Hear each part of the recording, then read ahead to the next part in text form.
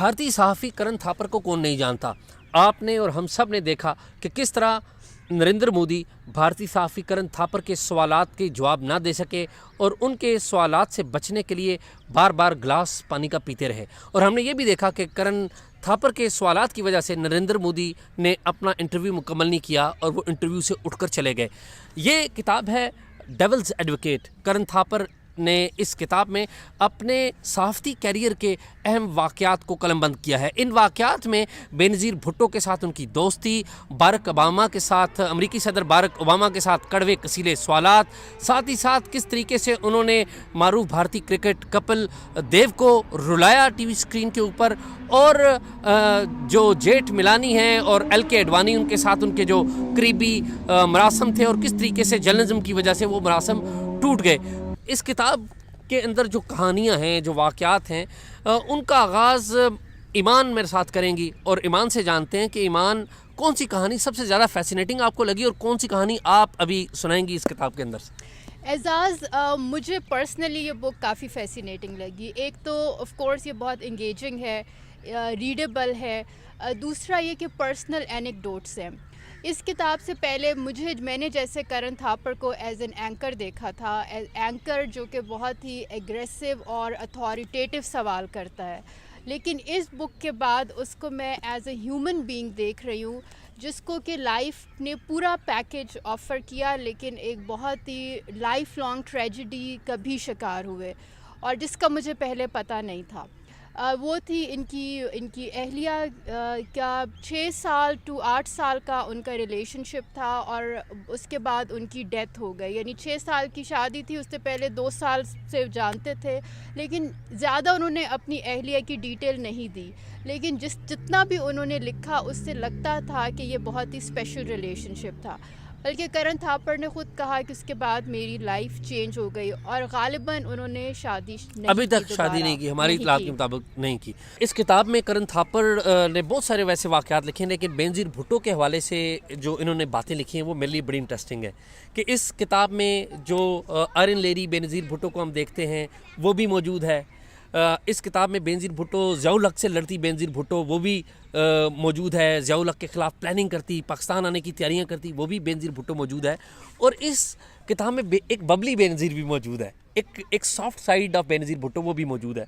Soft side of Benazir Bhutto के हवाले से अगर बात करें तो बेनज़ीर भुट्टो जब अंडर ग्रेड थी तो करण थापर उस वक्त कैम्ब्रिज यूनिवर्सिटी में तलबा यूनियन के सदर थे और बेनज़ीर ऑक्सफोर्ड यूनिवर्सिटी में यूनियन की करता धरता थी। तो हमने ये देखा कि करण थापर ने लिखता है कि ये बात उनके लिए भी हैरान कुन थी कि जब उधर फन डिबेट्स होती थी तो एक डिबेट आई और ये पहली इंटरेक्शन थी करण थापर की और बेनज़ीर भुट्टो की, और डिबेट बड़ी सरप्राइजिंग थी इस एतबार से कि डिबेट का मौजू था कि क्या शादी से पहले औरत और मर्द के दरमियान या औरत और मर्द को शादी से पहले कोई इंटीमेट ताल्लुकात रखने चाहिए या नहीं रखने चाहिए। और तो बेनज़ीर ने ये प्रपोज की थी और बेनज़ीर इसके हक में बोल रही थी ओके ये होने चाहिए।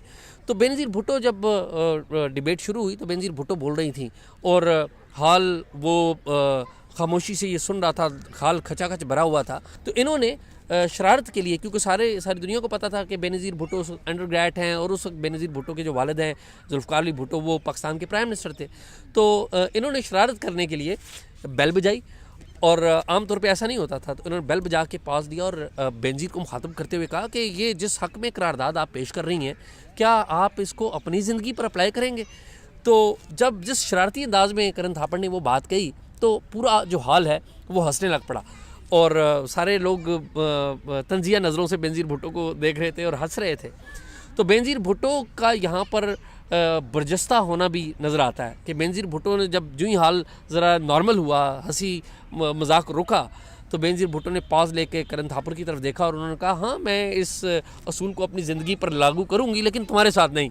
तो इन्होंने जवाबी हमला किया करण थापर पे और इस जवाबी हमले से करण थापर जो है वो बड़े सिटपटाए और तमाम लोग जो पहले बेनज़ीर पर हंस रहे थे बेनज़ीर के इस जवाबी हमले पर करण थापर पर हंसने लग पड़े। तो बेनज़ीर की ये साइड भी देखी और फिर देखिए इन दोनों की, करण थापड़ की और बेनज़ीर की एक दोस्ती भी होती है, बहुत पुरानी, बहुत अच्छी और क्लोज दोस्ती बहुत थी। अच्छी, बहुत क्लोज दोस्ती है। और टाइम भी हमने देखा कि अच्छे बुरे वक्तों के दोस्त हैं, फैमिली वाइज दोस्त हैं। यानी कि बेनज़ीर इन्हें अपनी शादी पे बुलाती हैं, और करण थापड़ की जब बीवी बीमार होती हैं तो करण थापड़ की बीवी की इयादत करती हैं ये, और फिर फ़ोन भी रेगुलरली करती हैं कि वो जब वो हॉस्पिटल में थी। तो ये एक सॉफ्ट साइड थी बेनज़ीर भुट्टो की। और जो प्लानिंग कर रही थी बेनज़ीर भुट्टो जब उधर थी वापस आने की 80s में, तो उन्होंने ये करण थापड़ से डिस्कस की हुई। और करण थापड़ ने, अगर आप ये किताब पढ़ेंगे तो उन्होंने लिखा हुआ तफसील से कि बेनज़ीर के अंदर भी ख्याल था, डर था कि वो जब लाहौर उतरेंगी तो लोग भी आएंगे या नहीं आएंगे। तो हमने देखा कि लाहौर में बहुत एक फ़कीदुल मिसाल किस्म का इस्तकबाल हुआ बेनज़ीर भुट्टो का। तो बेनज़ीर भुट्टो के बारे में करण थापड़ की और भी बहुत सारी बातें हैं, लेकिन जो मेन बातें हैं वो मैंने कुछ आपको बताई, और कुछ बातों की डिटेल्स आपको नहीं दी ताकि आप किताब पढ़ें। एजाज़, कुछ ऐसी भी पर्सनैलिटीज़ हैं कि जिनके बारे में आपका बहुत ही ऊंचे ख्यालात होते हैं। उसको करण थापड़ ने कहा कि वो जो ख्यालात थे वो शायद डिलूशनल थे, यानी कि वो गलत थे या जो वो समझ रहे थे ऐसा नहीं था। उसमें उन्होंने दो लोगों का जिक्र किया। एक तो बराक ओबामा, ऑफ कोर्स आजकल के मतलब हालिया दौर के जो सबसे बेस्ट ओरेटर हैं वो बराक ओबामा को ही कहा जाता है। इसी तरह से दूसरा किरदार था अमल क्लूनी का, जो कि जो जॉर्ज क्लूनी हॉलीवुड के एक्टर की अहलिया हैं। इन दोनों का, स्पेशली अमल क्लूनी का, कि जो वो प्रोफेस करती हैं उसके एक्चुअली कॉन्ट्रडिक्टरी उन्होंने काम किया। मतलब अमल क्लूनी लोगों के फ्रीडम के लिए लड़ती हैं, freedom of voice, freedom of rights के लिए। लेकिन जब एक सेशन करण थापड़ जो कंडक्ट कर रहे थे, जिसमें अमल क्लूनी स्पीकर थी और फिर उनके साथ सवाल जवाब थे, तो अमल क्लूनी की ये शर्त थी कि मैं तब इसका हिस्सा बनूंगी जब ये तमाम मेरे से सेंसर होकर जाएंगे। यानी क्या हिस्सा एयर होगा, क्या टीवी पर नहीं होगा, वो अमल क्लूनी ने डिसाइड करना था। तो ये एक कॉन्ट्रडिक्टरी पहलू था, जिसके लिए, जिन राइट्स के लिए वो लड़ रही थी, उसी फ्रीडम ऑफ वॉइस जब अपने ऊपर आया तो उन्होंने उसको कट लगाया उसके ऊपर। इसी तरह से एक जगह पर जहां ओबामा ने एज स्पीकर होना था और करण थापड़ ने उसको कंडक्ट करना था, तो ओबामा ने की डिमांड थी कि मुझे तमाम सवाल पहले भेजे जाएं, जिस पर करण थापड़ को काफ़ी हैरत भी हुई कि ये तो बहुत सालों पहले का ये पॉलिटिशियंस का की एक डिमांड होती थी, और जब से टीवी चलना शुरू हो गया है, मेन स्ट्रीम मीडिया, तो अब तो पॉलिटिशियंस को आदत हो गई है। तो उनको बहुत हैरत हुई, लेकिन खैर ओबामा की ये डिमांड थी और उनको उसको पूरा करना पड़ा। जब क्वेश्चंस उनके पास गए तो 16 सवालों में से ओबामा ने 5 सवाल जो कि उनके कोई क्रिटिकल एक्शन से रिलेटेड थे, और पाकिस्तान के हवाले से भी कुछ सवाल थे, पाकिस्तान के, इंडिया के हवाले से थे, उसको उन्होंने कटवा दिया। मैं इन दो कहानियों के साथ एक और फैसिनेटिंग कहानी का आगाज़ करूंगा जो करण थापड़ ने लिखी। वो मारूफ जो एक्टर हैं, मेगा स्टार अगर कहा जाए इस पूरे एशिया में, वह अमिताभ बच्चन। उनका इंटरव्यू करण थापड़ ने किया, और करण थापड़ अपनी मेमोरीज़ रिकॉल करते हुए लिखते हैं कि मैं अमिताभ बच्चन का इंटरव्यू करने गया और इंटरव्यू बड़ा ज़बरदस्त था। तो इंटरव्यू जब चल रहा था तो पहली टेप जब ख़त्म हुई तो अमिताभ बच्चन ने, जो कि उस वक्त अपनी अहलिया जिया बच्चन के साथ बैठे हुए थे उस इंटरव्यू में, उन्होंने करण थापड़ को एक अमरीकी अदाकार का हवाला देते हुए कहा कि देखो वो फ़लाँ जो अमरीकी अदाकार है उसके साथ एक इंटरव्यू हो रहा था, और मैं बड़ा उस पे अम्यूज़ हुआ कि जो एंकर था उसने उससे सवाल पूछा कि आपके जब आप एक्टर थे तो उस वक्त किन किन ख़वातीन से ताल्लुकात रहे। और ज़ाहिर है उस वक्त अमिताभ बच्चन एक इंटरव्यू दे रहे थे, तो करण थापड़ ये लिखते हैं कि शायद इन्होंने समझा कि शायद अमिताभ बच्चन भी चाहते हैं कि वो उनसे इस तरह के सवाल करें। तो जो ही टेप अगली शुरू हुई तो इन्होंने अपना माइंड मेकअप किया और अमिताभ बच्चन से सीधा पूछा कि जब आप एक्टिंग करते थे या जब आप फिल्मों में काम करते रहे हैं तो क्या उस दौरान भी आपके ख़वातीन के साथ ताल्लुकात रहे? तो अमिताभ बच्चन इस बात पे बड़े भींचे और उन्होंने कहा नहीं, ऐसी कोई बात नहीं। इन्होंने सबसे पहले करण थापड़ ने उनसे पूछा कि परवीन बाबी के बारे में जो बातें आपसे की जाती रही हैं क्या वो गलत हैं? तो अमिताभ बच्चन ने कहा ये सब रबिश है, ये तो सिर्फ अखबारों की कहानी है। इन्होंने अगला अटैक किया जो बहुत सीवियर था, वो था रेखा के साथ। तो अमिताभ बच्चन ने उसको डिनाई किया और एक उनकी जो पलक है वो झपकी, लेकिन वो जो झपकी थी उसमें बहुत सारी जो हकीकतें हैं वो ज़ाहिर हो गई। खैर इंटरव्यू बाकी हुआ और वो इंटरव्यू ख़त्म हुआ, और जो ही वो इंटरव्यू ख़त्म हुआ तो करण थापड़ जाने लगे तो अमिताभ बच्चन ने ज़िद की कि नहीं, आप खाना खा के जाइए। जब खाने की टेबल पे बैठे तो जिया बच्चन भी वहाँ पर मौजूद थी, करण थापड़ भी, बच्चे भी इनके थे, पूरी फैमिली थी। और जिया बच्चन ने अमिताभ बच्चन को कहा कि रोटी आपके लिए भी आ जाती है। जब दूसरी दफ़ा जिया बच्चन ने एक दो दफ़ा रिपीट किया कि आपके लिए रोटी आ जाती है, आप रोटी पसंद करते हैं, तो अमिताभ बच्चन चिल्लाए, मैंने नहीं कहा कि मैं रोटी नहीं खाऊंगा, मैं रोटी खाऊंगा, चावल नहीं खाऊंगा, चावल नहीं खाऊंगा, रोटी खाऊंगा। तो अब किसी गेस्ट के सामने ऐसा करना ज़रा अच्छा नहीं, अखलाकियात से आ रही ये बात होती है। तो करण थापर लिखते हैं कि मैं समझ गया कि दरअसल ये रिएक्शन है बॉलीवुड के शहनशाह अमिताभ बच्चन का, जो सवालात उन्होंने किए। तो वही हुआ, जिस शख्स के ज़रिए ये इंटरव्यू अरेंज करवाया गया था, करण थापर ने इंटरव्यू अरेंज किया था, अमिताभ बच्चन ने उनको फ़ोन किया हुआ था और उनकी दरख्वास्त के ऊपर वो जो ख़ास पोर्शन है उस सवाल वाला वो हटा दिया गया। इनको हटाना पड़ा क्योंकि ये एक अंडरस्टैंडिंग के तहत वहाँ पर गए थे। तो ये अमिताभ बच्चन का वाक़या है। लेकिन इस वाक़े में एक जर्नलिज़म के हवाले से भी एक सबक है कि हमारे जो टेलीविज़न पे अक्सर एंकर्स हैं वो इंटरव्यू अरेंज करते हैं और बाज़ चीज़ें उन्हें निकालनी भी पड़ती हैं क्योंकि उन्होंने अगला इंटरव्यू भी करना होता है। जी मां। एजाज़, अगर आपको याद हो जब आगरा कॉन्फ्रेंस होनी थी और जनरल मुशर्रफ उस वक़्त प्रेसिडेंट थे, तो उससे पहले कुछ ऐसे वाक़यात हुए थे कि पाकिस्तान और इंडिया के दरमियान काफ़ी कशीदगी थी। उस कशीदगी को कम करने के लिए जो वहाँ पर सफ़ीर थे, अशरफ जहांगीर काजी उस वक़्त सफ़ीर थे इंडिया में पाकिस्तान के, तो उनकी जो LK अडवाणी उस वक़्त थे, होम मिनिस्टर थे, उनके साथ मुलाकातें करण थापड़ ने ही करवाना शुरू की। बल्कि क्योंकि इन सारी मुलाकातों को खुफिया रखना होता था तो करण थापड़ रात को अशरफ काजी को ड्राइव करके लेके जाते थे अडवाणी साहब के घर अपनी गाड़ी में, और फिर बाहर इंतज़ार करते थे। कुछ मीटिंग्स के बाद अडवाणी साहब की अहलिया ने खुद ही सजेस्ट किया कि करण थापड़ को कि आप गाड़ी में इंतज़ार करने के बजाय अंदर आ जाया करें।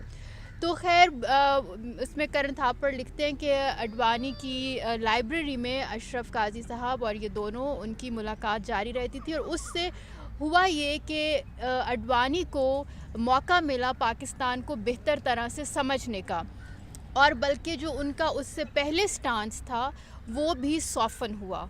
कोई डाउट नहीं। ईमान, इस किताब में एक्टर्स का भी जिक्र है, लीडर्स का भी जिक्र है, लेकिन एक प्लेयर का जिक्र भी करना बड़ा ज़रूरी है, वो है कपिल देव। ये हिंदुस्तानी क्रिकेट टीम के आपको पता है कैप्टन रहे हैं। तो कपिल देव के बारे में तफसीलात मैं आपको नहीं बताऊंगा, लेकिन इतना ज़रूर बताऊंगा कि कपिल देव का इंटरव्यू उन्होंने किया और कपिल देव से उन्होंने सवाल किया कि क्या आपको ये नहीं सोचते कि तारीख़ आपको याद रखेगी ऐसे शख्स की तरह नहीं, बल्कि कि जिसने बहुत ज़्यादा विकेटें ली और हिंदुस्तान को जितवाया, बल्कि एक ऐसे शख्स की तरह जिन्होंने पैसे लेकर अपना एक मैच हार दिया। तो जब इन्होंने ये सवाल किया कपिल देव से, तो कपिल देव ज़ारो कतार टीवी कैमरे के सामने रोने लग पड़े। और टेलीविज़न कैमरे के सामने आप रोएं ज़्यादा या रो पड़ें तो ये टेलीविज़न कैमरे के लिए या किसी भी टीवी इंटरव्यू की कामयाबी का एक बहुत बड़ा होता है। और वो जो इंटरव्यू है वो इन्होंने किया कपिल देव के हवाले से। कपिल देव की क्रिकेट के वाक़यात पूछे, उनसे तल्ख़ सवालात किए। तो ये चंद चीदा किस्से हैं ईमान। मैं ईमान, चूँकि ईमान ने ये किताब अभी पढ़ी है और मैंने तकरीबन 1 साल पहले ये किताब पढ़ी है, तो मैं ईमान से पूछूंगा आखिरी ये ऑब्जर्वेशन भी दें और उसका क्लोज़अप भी करें कि और क्या चीज़ आपको लगी इस किताब के अंदर। एक तो मुझे तो एक बड़ा कामयाब जर्नलिस्ट लगा, लेकिन एक ऐसा जर्नलिस्ट लगा जो कि नरेंद्र मोदी अब पावर में है, उनकी वजह से इनका जो कैरियर है वो उस पर एक फुल स्टॉप लग गया हुआ है। मुझे तो एक जर्नलिस्ट ऐसा लगा जो ईमानदार है, ऑनेस्ट है और बड़ा इंटेलेक्चुअली बड़ा साउंड है, पढ़ा लिखा है, लेकिन लोग अब इससे कनी कतरा रहे हैं। बड़े बड़े टीवी जो मीडिया हाउसेज हैं वो इनको नहीं ले रहे क्योंकि नरेंद्र मोदी जो भारतीय प्राइम मिनिस्टर वो इनके खिलाफ है। तो आपने क्या दिया और मुझे आपकी ऑब्जर्वेशन और आपका एनालिसिस उस पर चाहिए। एजाज़, ऑब्वियसली इसमें जो पर्सनालिटीज़ की स्ट्रेंथ्स भी सामने आई, इसमें जिन पर्सनालिटीज़ को हम एडमायर करते हैं हम उनको टीवी पे देखते हैं, और उनकी वीकनेसेस भी सामने आई। कुछ पर्सनैलिटीज़ की बहुत मैग्नानिमिटी है कि उन्होंने बहुत बड़ी बातें भी साइड पर रख कर रिश्ते को, जो भी ताल्लुक़ था, उसको आगे बढ़ाया। कुछ पर्सनैलिटीज़ ऐसी थीं जैसे कि नरेंद्र मोदी के बहुत ही छोटे दिल थे कि कोई तकरीबन 10 साल पुराना या उससे भी शायद पुराना एक इंटरव्यू उन्होंने करण थापड़ का याद रखा हुआ था और उन्होंने कहा कि जब मौका मिलेगा तो मैं इसको छोड़ूंगा नहीं। 10 साल या 12 साल के बाद जब उनको मौका मिला तो नरेंद्र मोदी ने एग्जैक्टली करण थापड़ को छोड़ा नहीं, बल्कि इवन करण थापड़ को ख़ुद भी नहीं याद आ रहा था कि आखिर क्या वजह हो सकती है। तो जब काफ़ी कुरेदा इधर उधर लोगों से पूछा तो पता चला कि शायद ये वजह है कि जिस वजह से, बहरहाल वो अगर किताब पढ़ें तो उसमें पता चल जाएगा कि वो वजह क्या थी। इसी तरह से जैसे मुशर्रफ के बारे में इन्होंने लिखा कि जनरल मुशर्रफ उस वक़्त ऑब्वियसली पावर में थे, बल्कि उसमें उन्होंने एडमायर भी उनको कह रहे हैं जनरल मुशर्रफ को कि वो किस तरह से ईज़ के साथ बहुत टफ़ क्वेश्चंस को हैंडल करते थे और इन्होंने कहा है कि उनसे ज़्यादा शायद बेहतर मीडिया को हैंडल करना किसी को नहीं आता था। मुशर्रफ की बड़ी तारीफ़ की और मुशर्रफ ने इनको अपनी टाई भी तोहफे में दी थी। अपनी टाई भी दी थी, बल्कि उसमें भी क्योंकि जो डिबेट थी, जो सवालात थे वो सख्त थे। ऑल्दो मुशर्रफ की तरफ से कोई सख्ती इनको नज़र नहीं आ रही थी, लेकिन जब ब्रेक हुई तो करण थापड़ ने उनकी तारीफ़, उनकी टाई की तारीफ़ की और जब ख़त्म हुआ शो तो एंड में मुशर्रफ ने उनको अपनी टाई ऑफ़र कर दी। मुशर्रफ ने कहा भी कि ये कंसिलिएटरी जेस्चर के तौर पर मैं आपको ये ऑफ़र कर रहा हूँ ताकि जो भी ये इस वक्त एयर एक हमारे बीच में तल्ख़ सी हो गई है उसको ख़त्म करने के लिए। तो मेरे ख्याल में ईमान जो करण थापड़ हैं उनकी जो एग्ज़ाम्पल है वो हिंदुस्तान में जो मौजूदा हुकूमत है उसके मीडिया के ऊपर दबाव के तौर पर दी जा सकती है और बदकिस्मती से पाकिस्तान में भी कई ऐसे जर्नलिस्ट हैं जो मौजूदा हुकूमत की वजह से वो जॉब लेस हो चुके हुए हैं। तो अनफॉर्चुनेटली जहाँ पे भी रिजीम्स होंगी और इस तरह की डेमोक्रेसीज़ में ऑटोक्रेसीज़ पाई जाएंगी तो इस तरह के मसाइल होंगे। किताब ज़रूर पढ़िएगा। बहुत बहुत शुक्रिया।